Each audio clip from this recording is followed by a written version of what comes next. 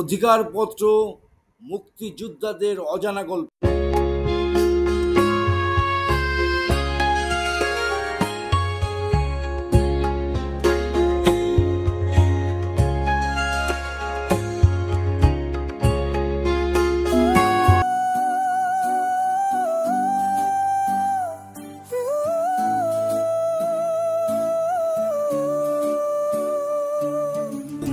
আমাদের অধিকার পাত্র করে নিবেদন মানুষের গল্প। অধিকার পাত্র আমাদের গল্প, লাল সবুজের পতাকা। আমাদের বাংলাদেশ মানলা দংনা।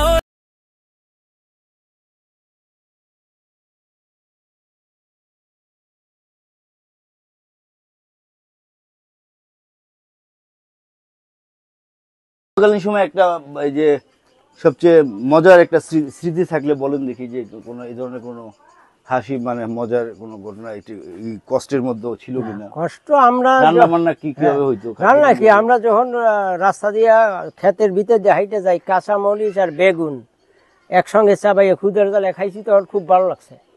এই যে বেগুনগুলি পরবর্তী স্বাধীনের পরে একটা বেগুন মুখে দেখছি বুক চুলকায়।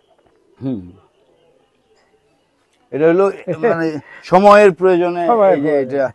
এবং এমন দিন গেছে যে না খাইয়ে রয়েছেন আপনারা খাবার পর? হ্যাঁ, অনেক না খাইয়ে রয়েছি, তো অনেক না খাইয়ে রয়েছি, অনেক খালি পানি খাইছি, মানুষের বাড়ি খাওয়ান দিয়েছে অনেকে, অনেকের সুযোগ সুবিধা অনেকেই। আবার অনেকের বাড়ির থেকে দেখছি যে বেগতি তারা পিস কমিটির সদস্য এই বাড়িতে আছে, তখন ওখান থেকে কেউ বলেছে যে আপনারা এখান থেকে তাড়াতাড়ি সরে নিয়ে যাওয়া, পরিস্থিতি বাড়ানো, এরকমও সময় গেছে। মানে সংকটও ছিল, আবার মানুষের সমর্থন। তারপরে আরেকটা সময় আমি যখন জ্ঞানের সার্চের জন্য আমি আবার দ্বিতীয়বার জ্ঞানের সার্চের জন্য যাই, আমার সাইড ব্যাগ ছিল হাতে, ওই আগেকার লম্বা দিনের ওই যে লেখকদের যে ব্যাগগুলি থাকে সাংবাদিকদের, এই ধরনের একটা ব্যাগ ছিল, একটা হাতে একটা টুকরি ছিল ওই যে ইয়ের বাঁশের। আমার রিভলভার ছিল 6 রাউন্ড গুলিও ছিল এবং জ্ঞানের ছিল 4টা। তখন আমি যখন গাড়িতে হাইটে যাই, তখন আমাকে গাড়িতে ধরে ফেলাইছে মেজর, ওই পাকিস্তান আর্মি। তাদের সাথে কি কোলাবরেটর ছিল? না, আমার এমনি উঠেই ফেলাইছে। তা আমি বলছি যে আমি হইলাম ডিমের ব্যাপারী, ডিমের ব্যবসা করি, আমাকে নিয়ে কি হবে না। এরপরও উঠেই ফেলাইছে। তো একটা রাজাকার আসিল, আমারে বলছে তুমি যেই কথাটা বলছো ওইটাই বলবে, হেল্প করছে সে, হেল্প করছে। হ্যাঁ, তাই আমি বললাম আমার ভিতরে তো ট্যাবলেট আছে, সেটা দেখা যাইব। এরপরে তারা চেক করে পাইছে, রিভলভারও পাইছে, গ্রেনেডও পাইছে। এরপরে আমাকে জিগর দাসের গোডাউনের ভিতরে নিক্ষেপ করছে। নিক্ষেপ করার পরে তালা আটকাই দিছে। এখন বিল্ডিং এর পিছনে, গোডাউনের পিছনে কান্নার শব্দ শোনা যায়। আমি যখন হাইটা যাই, যে কত লাশের উপরে পাও দিছি, লাশ পচি গেছে। কোনো মানে খাঁচার আড্ডির উপর পাও পরে, খাঁচার আড্ডি মরমরে ভাঙে, কোনো যা মানুষের মাথার উপর পাও পরে পিছলে জায়গা। তারপর কিন্তু আমার ভিতরে এত ভয় নাই। এরপরে একটু ছোট্ট একটা হুকামের মতো হয়ে গেছি। এরা বলতে, হারে কার দাদু বাচ্চা ধরে নিয়ে আসে মারি ফেলাইব, তোরা কারারে, তোরা এখানে কি করো? তখন আমাকে ওদের শাড়ি দিল, এই দেখো শাড়ি, একবারে বাতের মাল লাগ দিলাম, শক্ত হয়ে যায়, এরম শক্ত হয়ে গেছে, আমাদেরকে এরম নির্যাতন করে। তখন কলজের একটা কামড় দিছে, মারি ফেলাইব। তো তখন আবার গেটের সামনে আসছি। আসার পরে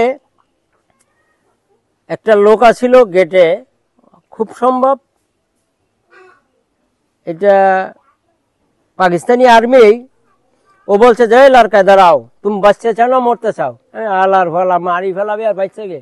দেখো গাইল না দিও, हम मुस्लिम है, तू मेरा भाई है, तुम বাঁচতে চাও না মরতে চাও? আমি বাঁচতে তো চাই।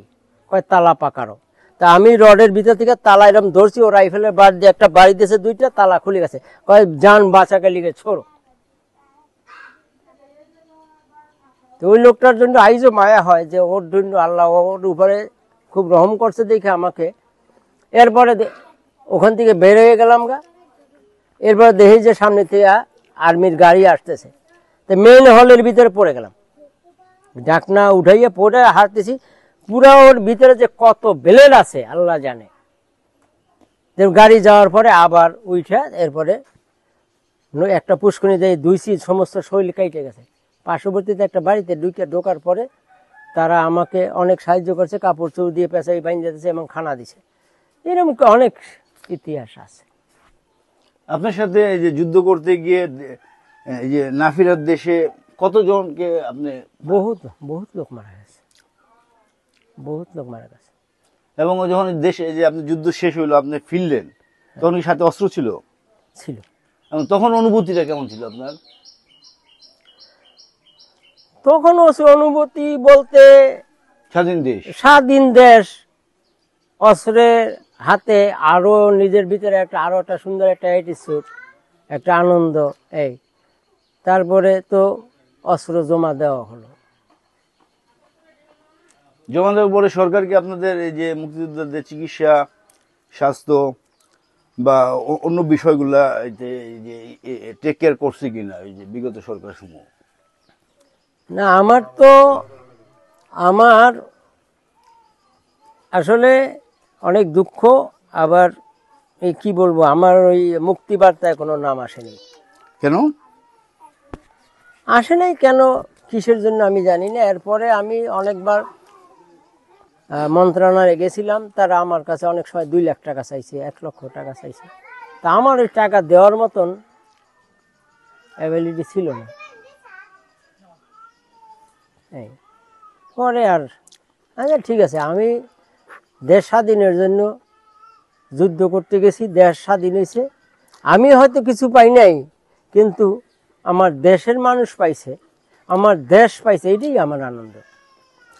এটা আসলে সবাই দেশের জন্য যুদ্ধ করছে। এবং তার পরবর্তী সময় আমরা দেখলাম ধাপে ধাপে যে 30% কোটা দিল মুক্তিযোদ্ধাদের, বা এই দিল। এটা কি দরকার ছিল কিনা? কারণ যারা যুদ্ধ করছে তারা কি এই কোটা বা এই ধরনের সুবিধার জন্য যুদ্ধ করছে কিনা? কেউই সুবিধার জন্য যুদ্ধ করে নাই।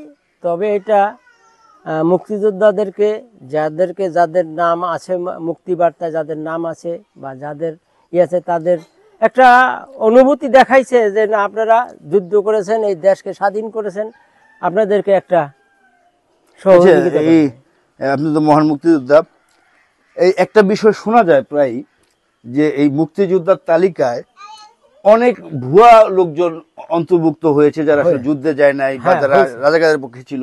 এই ধরনের কাউকে কি চিনেন কিনা? এটা দেখলে কষ্ট লাগে কিনা? আমি যদিও অনেক চিনতাম, সেটা এখন আর তাদের ওই দিকের কোনো ইয়ে নাই। আর বিশেষ করে অনেকেই হয়েছে, অনেক মন্ত্রী মিনিস্টারদের ছত্রছায়ায় অনেক হয়েছে। কেন আমি ওইদিকে আর, যেখানে আমার নিজের অধিকার নাই, আমার যেটা, আর আমার অধিকার কি, আমার সব সময় একটাই চিন্তাধারা, আমি দেশকে বাঁচানোর জন্য, আমার স্বার্থে চাইতে আবার দেশ অনেক বড়। রাইট। আমি দেশকে বাঁচানোর জন্য আমি যুদ্ধে গেছি, আমার দেশটা স্বাধীন হয়েছে, আইসে আমি স্বাধীন দেশের নাগরিক। বাংলাদেশে যেই প্রান্তে যাই, আমার মনে একটা বল আছে, অন্তত অনেক সাহস আছে। আমি কোনো জায়গায় আস্তে কথা আইজও বলিনি। ইভেন এই আর্মি, এই মেজর বা লেফটেন্যান্ট কর্নেল, এদেরকেও আমি ছাড় দিয়ে কথা বলি নাই। আমার এই সৎ সাহসটা আইজও আছে। এটা তো অবশ্যই থাকবে, কারণ আপনারা দেশটা আমাদেরকে দিয়েছেন। এবং এই মুক্তিযোদ্ধাদের প্রতি যে বিভিন্ন সময় বিভিন্ন ধরনের আমরা ব্যবহার দেখি, বা ওই যে ভুয়া মুক্তিযোদ্ধাদের আস্ফলন দেখি, এটা দেখে আপনার কষ্ট হয়? কষ্ট কিছুটা হয়, আবার কিছু কিছু ক্ষেত্রে দেখা যায় যারা মুক্তিযোদ্ধাদেরকে সহযোগিতা করেছে বা 1 গ্লাস পানি খাওয়াইছে, তারাও মুক্তিযোদ্ধার আওতায় আমার মনে হয় পড়ে। কারণ সাপোর্ট না বলে তো সম্ভব ছিল না। কারণ এমনও একটা দিন গেছে, আমরা অন্যের বউয়ের সাথে এক বিছনায় শুয়ে রয়েছি, যান বাঁচানোর জন্য আমাদেরকে শোয়াইছে। তখন ওরা চলে গেছে, পরে আমাদেরকে বের করে দিয়েছে। তো এরাও মুক্তিযোদ্ধার আওতায় পড়ে, আমার এটা ধারণা।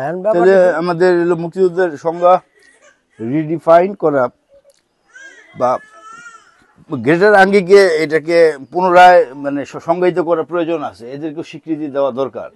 এখন আমাদের তো সময় শেষ, আমরা তো এখন এই যে আজকের 54-55 বছর চলে, এটা তো আমরা বোনাস পাইছি। আমাদের সাইডের থেকে লোক মারা গেছে, কত লোক চলে গেছে, এখন আল্লাহ বাঁচাই রাখছে। আজকের 3টা ছেলের বাবা হয়েছি, হ্যাঁ, মোটামুটি এত বছরে বোনাস পাইছি না। এই তো, আর আমাদের আর ওই মুক্তিযোদ্ধার কোঠায় নাম দেওয়া এমন কোনো আমার আশা ভরসাও নাই আর চিন্তাধারা। আমি চাই আমার দেশটা, এবং আমি